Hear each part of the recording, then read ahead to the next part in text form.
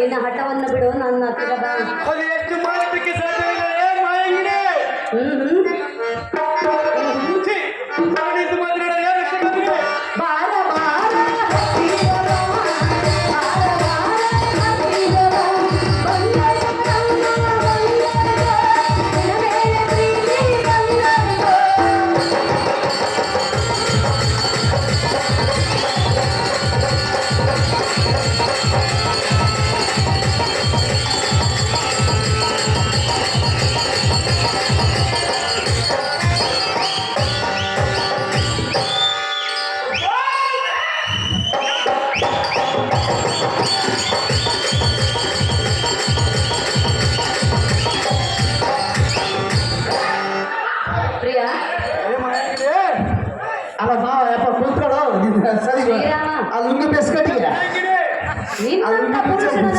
ಬೇಕಾದರೆ ಎಲ್ಲ ಪೂರ್ವ ಜನ್ಮದ ಪುಣ್ಯವೆಂದು ನಾನು ಭಾವಿಸುವೆನು.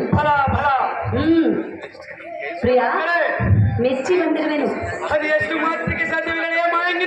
ನಿನ್ನ ಹಠವನ್ನು ಬಿಡು, ನನ್ನನ್ನು ನಿನ್ನ ಸತಿಯನ್ನಾಗಿ ಸ್ವೀಕರಿಸು. ದುಪತ್ನಿಯಾಗಿ ನನ್ನನ್ನು ಸ್ವೀಕರಿಸಲು ಬೇಡಿಕೊಳ್ಳುವೆನು ರಾಮ. ಈಗಲೇ ಒಪ್ಪಿಕೋ ಎನ್ನ ಪ್ರೇಮ. ಅದು ಎಷ್ಟು ಮಾತಿಗೆ ಸಾಧ್ಯವಿಲ್ಲ.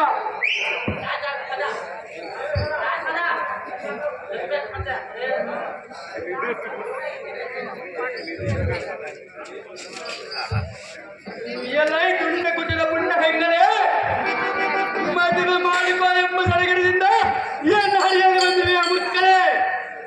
ಮುಕ್ಕಳೇ, ಪೂರ್ವ ದಿಕ್ಕಿನಲ್ಲಿ ಹುಟ್ಟುವ ರವಿಯು ಪಶ್ಚಿಮ ದಿಕ್ಕಿಗೆ ಹುಟ್ಟಿದರೆ ಹುಟ್ಟಬಹುದು, ಸಪ್ತಗಿರಿಯು ಚಲಿಸಿದರೆ ಚಲಿಸಬಹುದು. ಕಂಡು ಕಂಡ ಶ್ರೀಯರಿಗೆ ಶ್ರೀರಾಮಚಂದ್ರ ಗಂಡನಾಗುವುದುಂಟೆ. ಸಾರಿ ಸಾರಿಗೆ ಈ ಮಾತನ್ನು ನುಡಿದರೆ ಕೋಪಾವೇಶವು ಬಡಿದಪ್ಪಿಸಬೇಡ. ಮುಕ್ಕಳೇ, ಈ ಸುದ್ದಿಯನ್ನು ಎನ್ನ ಮುಂದೆ ಎತ್ತಬೇಡ. ನಾಳೆ ಎನ್ನ ಹಸ್ತದ ಹತ್ತಿರ ಮಾನ್ಯವಾಗಿ ಬರುವ ಖಡ್ಗದಿಂದ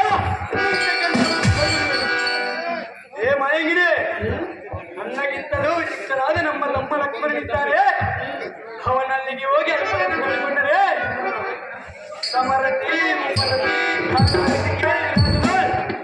ಅವನ ಸಂಗಡ ಸೌಖ್ಯಮ ಪಡೆದಿರದಕ್ಕೆ ಕಡಿಮೆಯಾಗುವುದು ನಿನಗೆ ಆಸಕ್ತಿ. ಮುಚ್ಚಳೆ ಶ್ರೀರಾಮ, ಮಾಯಂಗಿನಿ, ಏನು ಹೇಳಿದೆ ನೀನು?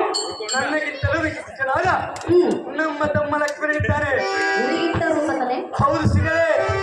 ನಾನು ಹೋದರೆ ಅವರು ನನ್ನನ್ನು ಲಗ್ನ ಮಾಡಿಕೊಳ್ಳುವನೇ? ಸಹಜವಾಗಿ ಸಿಗಲೇ. ಅದ್ಯಾವ ರೀತಿಯಾಗಿ ನಂಬಬೇಕು? ಹೋಗಿದರೆ ನೀನು ಹೇಳಿದೆ ಎಂದು ಹೇಳಲೇ? ಹೌದು ಸಿಗಲೇ. ರಾಮ, ನಿನ್ನ ಮಾತು ಕೇಳಿ ನನ್ನ ಮನಸ್ಸಿಗೆ ಬಹಳ ಆನಂದವಾಯಿತು. ಆದರೆ ಈಗ ನಿಮ್ಮ ತಮ್ಮನಿರುವನು ನನ್ನ ಹಿಂಭಾಗದಲ್ಲಿರುವನೇ ಮಾಯಂಗಿನಿ. ಹೌದೇ? ಹೌದು ಸಿಗಲೇ. ಹಾಗಾದರೆ ನಾನು ಈ ತಕ್ಷಣವೇ ನಿಮ್ಮ ತಮ್ಮನ ಬಳಿಗೆ ಹೋಗಿ ಬರುವೆನು. ಈಗ